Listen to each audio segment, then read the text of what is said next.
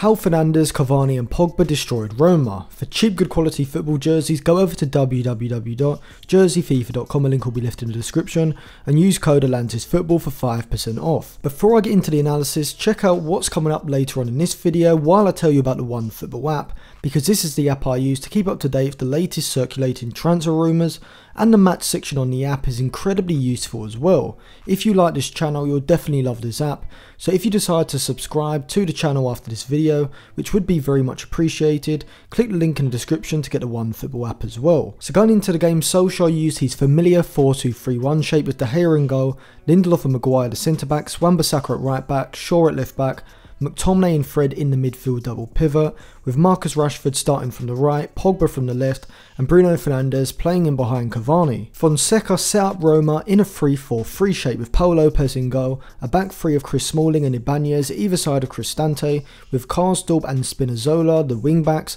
Veretout and Diawara started in central midfield, with Mkhitaryan and Pellegrini playing in front of them but in behind Dzeko up front. Within the first 10 minutes of the game, United took the lead and it was a move from the left side with Pogba, Fernandes and Cavani all playing their part. Pogba showed why he's a level above the likes of Daniel James and Juan Mata, as he was able to spin Chris Smalling after receiving the ball with his back to goal.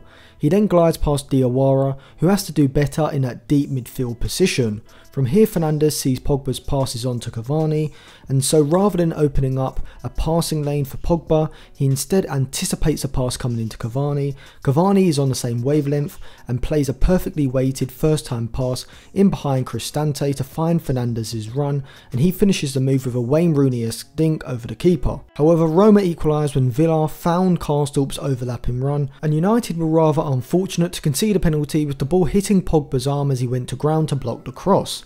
Pellegrini scored the penalty, and 15 minutes into the match and we were level at 1-1. Roma were well deserving of their goal, as throughout the first 20 minutes we saw United being pressed aggressively by Roma in their defensive third.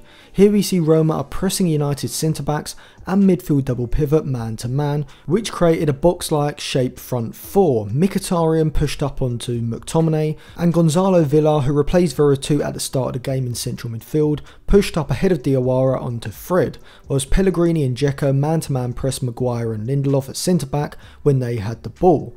This stopped United being able to work the ball forward through the centre of the pitch and instead forced them out to the fullbacks, where Roma could then squeeze play further, with the Roma wingbacks applying instant pressure to Shaw or Wan-Bissaka. United were also pressing aggressively though from Roma's build-up in their usual 4-2-3-1 shape. Roma would use a lopsided 3-2 shape in build-up, with Smalling pulling out into a deep right back position and Cristante and Ibanez taking up more traditional centre back positions, with Diawara and Villa playing as a double pivot in midfield. However, they struggled to progress the ball from the defensive third as United's press was very well organised. The three behind Cavani pushed high up the pitch, ready to press any of the Roma players who received the ball in this area. Fred would also push up onto Villa when needed to cut off the pass into him, allowing United to cut off Roma's options short and force them into a long ball. We saw that Roma in possession were using a 3-2-4-1 shape of sorts, with the wingbacks being encouraged to push forward down the flanks, allowing Pellegrini and Mkhitaryan to move in field, positioning themselves in the half space. Diawara played as Roma's deepest midfielder, tasked with holding his position and circulating the ball in possession. He'd often drift over to the left-sided centre-back position in the back three to get on the ball, as in the central position he was easily pressed by Fernandes and McTominay. This created an extremely wide possession shape for Roma, but did leave the centre of the field vacated, continuing to make it hard for them to progress the ball past United's press. United were moving into their usual possession shape in the 4-2-3-1 system, which is a 2-4-3-1, as the fullbacks advance and Pogba from the left side would move in field into the left-sided half space. United controlled possession but were struggling to work the ball into these spaces, as the wide centre backs in Roma's back three, Smalling and Ibanez, were doing a good job of moving out to mark or close down Fernandes and Pogba when they dropped into the space wide of Diawara. Roma's narrow front four meant that United found it hard to work the ball into Fred and McTominay, but wide of the four there was space, which meant that Wan-Bissaka and Shaw were United's outlets for ball progression into Roma's half, but it seemed like Roma were happy to allow United's fullbacks to have the ball in these positions. So both sides were looking to utilise two attacking midfielders in the half spaces, but it was Roma's who made the difference in the first half. Spinazzola played a pass into Mkhitaryan on the edge of the United box. Lindelof had been drawn out of a central position, tracking Spinazzola's dribble. Fred should have recognised this and dropped deeper to fill the space alongside Maguire.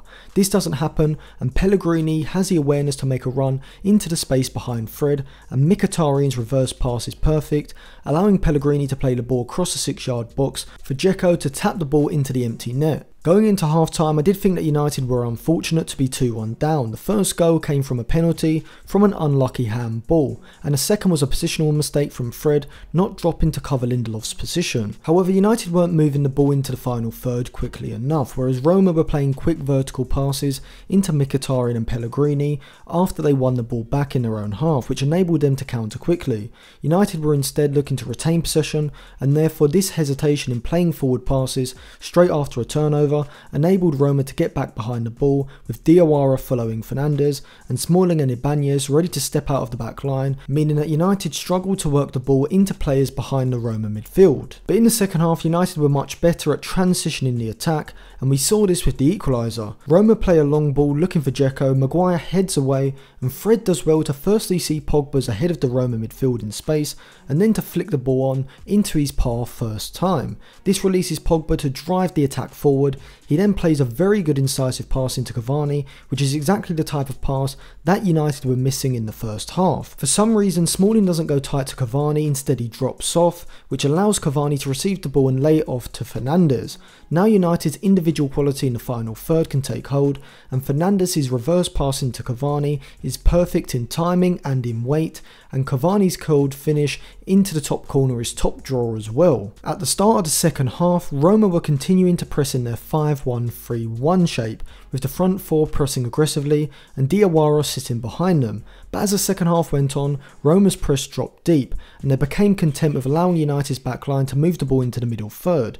This just made it easier for United to progress the ball into the final third, with Fred dropping deep and wide to get on the ball, and United looking to work the ball into these positions with Pogba and get Shaw overlapping down the flank, which did result in a good opportunity for Cavani, which he subsequently blazed over. The two key differences in the second half were United's willingness to play forward passes as soon as they won the ball back, which allowed them to transition the attack quicker, getting the ball into Pogba and Fernandes whilst the Roma midfield were ahead of the ball. But also Roma's lack of an intense press in the second half invited United into the middle third, making it a lot easier for United to sustain attacks. By the 60-minute mark, Roma had used their 3 intervals for subs, so couldn't make any personnel changes, which made their press even more passive, with players tiring, and they began to drop deeper, inviting more and more pressure. Here we see the result of this, as Roma's backline has sunk into their box, and no one is stationed on Fernandes on the edge, and when the ball does go into him, he picks a perfect pass out to Wan-Bissaka on the outside of Perez, and even though his shot across the box was rather tame, Mirante should do better but palms it straight into Cavani's path, who puts it into the back of the net to make it 3-2. From then on, it felt like United had the game in their hands. Pogba and Shaw were fantastic at progressing the attacks with their 1-2s, long passes and dribbles from deep, which allowed United to move the attacks forward a lot quicker than what they were doing in the first half. United got a penalty from where Fernandes made it 4, before Fernandes set up Pogba's goal to make it 5 with a sensational curling cross, and then Greenwood finished off with the 6th after a superb outside of the boot pass from Cavani, giving the youngster the opportunity to finish across the keeper from his right side, which he did astutely into the far corner. United continued to press aggressively even when the game was in their hands, and this was crucial as many sides would have taken their foot off the gas and reduced the intensity of their press, but this could have allowed Roma more opportunities to work the ball into the final third. So United's continuation of the aggressive press in the 4-2-3-1 shape was key to not only stopping Roma building attacks, but also for winning the ball back high up the pitch themselves. The second half reminded me of a game earlier on in the season against Leeds, and you can check out my analysis of that game by finding the link in the description, where United were able to carve through the opposition central midfield field at will. In the Leeds game, it came from Leeds' over-aggressive press, whereas in this one, United were able to do it because of Roma's reduced intensity without the ball, which saw them drop 15-20 yards off and essentially allow United to progress the ball into the middle third. Cavani, Pogba and Fernandes were fantastic throughout the match, and I was also impressed with Maguire, who made a few good interceptions which came from his positional play and reading of the game. Solskjaer also deserves credit, as the 4-2-3-1 system does give United the basis in games like this to completely open up sides with Fernandes and Pogba in advanced positions. His defensive system is very organised, one of the best in Europe, and I think this is where a lot of United's improvement this season has come. So thank you for watching. If you enjoyed that video, remember to subscribe to the channel and click the bell so you get notified when my videos come out. Check out some of my other videos which will be in the description, like my Manchester United transfer series, and follow me on my other social media accounts on Instagram and Twitter for more content as well.